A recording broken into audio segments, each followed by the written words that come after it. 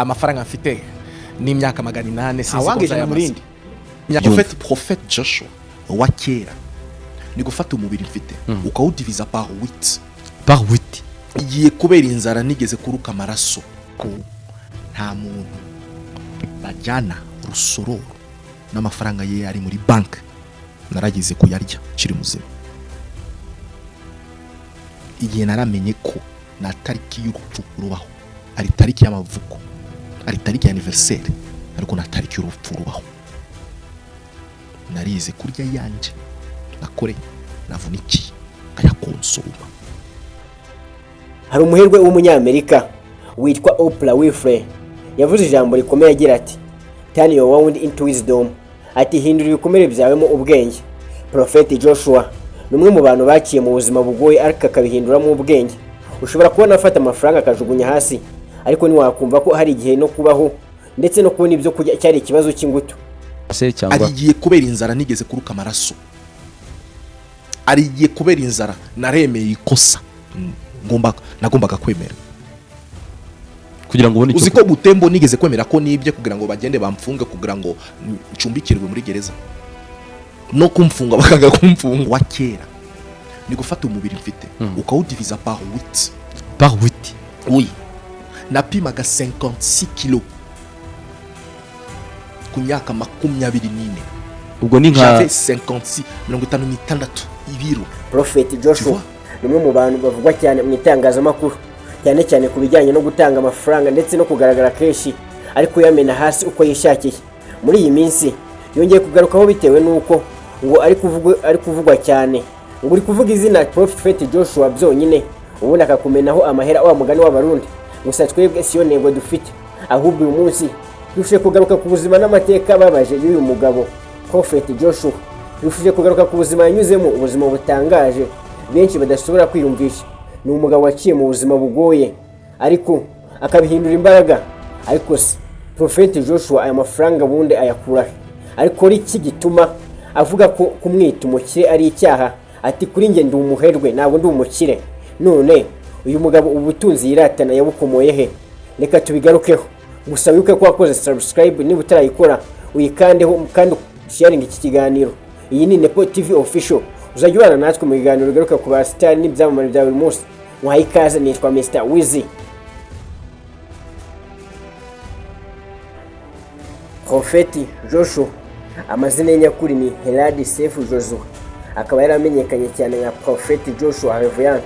Ni umugabo wubatse akaba afite abana bane nubwo umugore we ari umunyarwanda. Uyu mugabo avuga ko we yakuriye Kinshasa muri Repubulika Iharanira Demokarasi ya Kongo. Umuntu wavutse premièrement muri Katanga kote ya Lubumbashi ariko ngakura muri Kinshasa ngaza mu Rwanda afite imyaka 16. Ako narimbize kuri umuntu wa Moise Katumbi.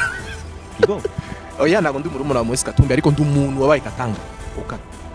Prophet Joshua ni umugabo uvuga ko umubyeyi we umubyara, ndavuga mama we umubyara, ko mbere yo kumubyara yari yahanuriwe ko azabyara umuhanuzi.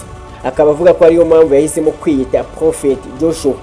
Twihuse gato, Prophet Joshua avuga ko yakuriye mu muryango utifashije dore ko se yari umwarimu naho mama w'umubyara akora ubucuruzi buciriritse.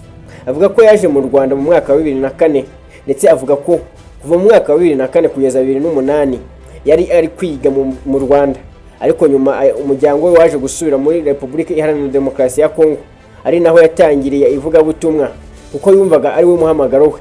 Prophet Joshua avuga ko nubwo yakoraga ibijyanye no kwigisha ijambo ry'Imana ariko nta mafaranga yabikuragamo, ariko nubwo atabikuyemo amafaranga nibyo byamuhinduriye ubuzima. Ushobora kwibaza uti byagenze gute rero?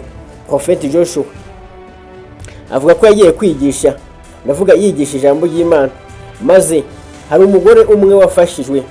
Kubera iyo mpamvu uyu mugore yaje kumubwira ko yafashijwe, yemera kumuha amafaranga amadolari 3500.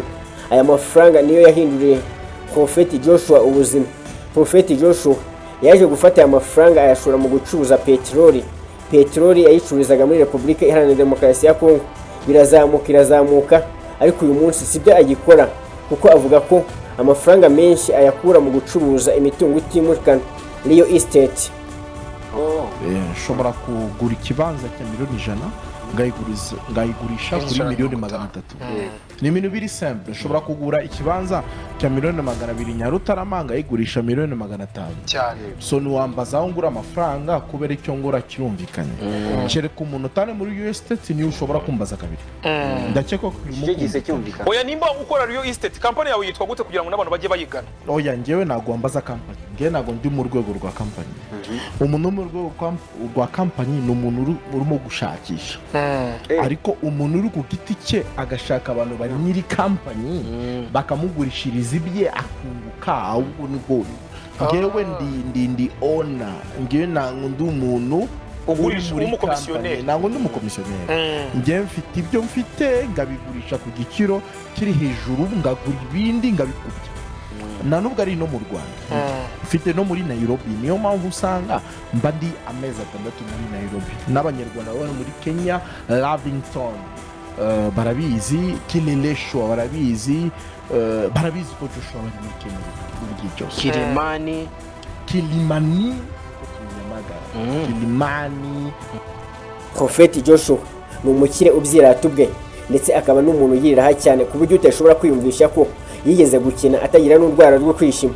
Iyo abajijwe ku bijyanye no kugiriraho cyane benshi bakunda kuvuga ko agiriraho akarenza urugero. Avuga ko ibiceri bye yakoreye akanavunikira adateze kuzabijyana i Rusororo. Ko nta muntu bajyana Rusororo n'amafaranga ye ari muri bank naragize kuyarya kiri muzima. Igihe naramenye ko na tariki y'urupfu rubaho ari tariki y'amavuko, ari tariki y'anniversaire, ariko na tariki y'urupfu rubaho, narize kurya yanje nakore navuniki ngayakonsoma. Biriya byo bigufasha iki? Kwishima no kutazicuza musumo ko nabayeho ndi kwifata nabi. Burya abakire bifata nabi. Hagati aho Prophet Joshua umwe mu bantu bavuga ko umuntu atagakwiye gukina kandi afite amaboko. Avuga ko umuntu atakagombye kuryama igihe gikenye kuko bavuga ko na nubu akijyama amasaha 4 gusa. Avuga ko kuryama ari iby'abakire bagezeyo. Ibitotsi ni by'abakire. Chita aka kantu niko kubutse. Ya ibitotsi ni by'abakire. Ugasanga umuntu wabuze rent, ugasanga umuntu ubuzima butarakunda afite cyakora cyangwa se afite icyo ashoboye. Gorasinziriye ngo ari kuruhuka. Oui, yarabibonye. Ari bien ngo tese kandi ari umuntu udafite utarabona ubuzima. Donc ararwaye. Azaje bamuvure. Sinzira amasaha 4. Na nubwo zinagiramo. Ni par respect. Prophet Joshua ni umukire ariko ukunda gushishikariza urubyiruko gukora cyane ndetse akarubwira ko gucika intege atari byo. Prophet Joshua ni umwe mu bantu bakunze kubwira urubyiruko ko niba rushaka gutera imbere udakwiye gucika intege na gato.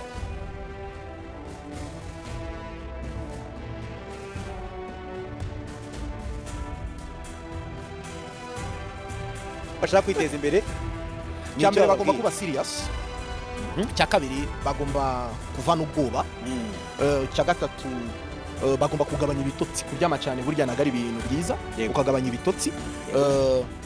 Cya kane nusuzugura umurimo nusuzugura akazi cyari cyo cyose wakora gishobora kugukiza. Muri français baravuga ngo il y a pas de sots métiers, il y a des sots gens. Nakazi kabi il y a pas de sots métiers, il y a des sots gens. Nakazi kabi kabaho ariko abantu nibo babi. Nicyo kintu ngiye nabwira abantu. Twese twatangiye kuri zero. Ngaho nguko ibya Prophet Joshua ushimiye twabanye nge nitwa Mr Wize. Iyi ni Nepo TV official. Mwibutsa ko niba utarakoze subscribe wayikora ndetse ugatanga igitekerezo cyawe ndetse ukibuka no gusangiza kino kiganiro abandi bantu. Ndagushimiye wowe twabanye.